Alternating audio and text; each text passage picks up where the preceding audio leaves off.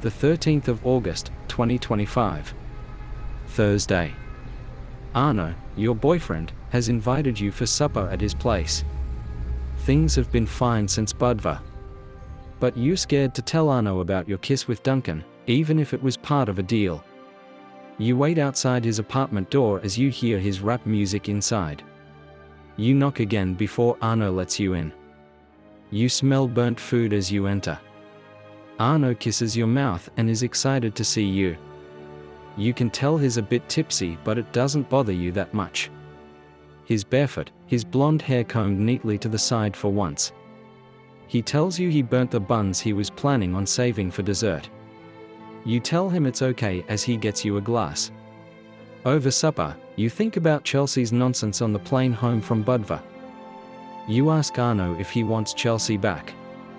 Arno scratches his head in confusion. He asks what makes you ask. You tell him you overheard their conversation in the hotel. Arno says he'll always care for Chelsea, but that he's happier with you. He cannot keep his hands off of you as he reminds you of how much he adores you. Arno tells you Chelsea confessed that she still wanted him, but he simply couldn't get back with her. He tells you he couldn't ever love anyone else after the very first day you two began speaking. You blush a deep red. Arno notices and laughs as he asks if you're blushing. You say no and tell him to stop. But Arno teases you playfully before kissing you.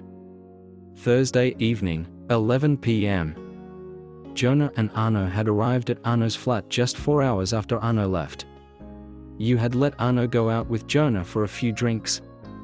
You ask Jonah why they're back so early. Jonah helps a drunk Arno inside and tells you Arno absolutely embarrassed him and the guys. Arno tells Jonah he's being dramatic, but Jonah cuts him off.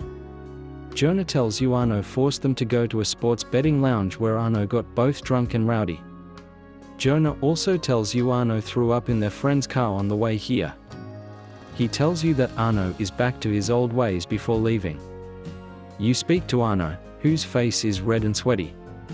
Arno tells you the guys were being selfish and wouldn't let him drive the car. You hush and assure him that it's okay. Arno cries that he's not drunk and that he's just a bit hot. You tell Arno he needs to slow down, especially with the sports betting lounges and gambling.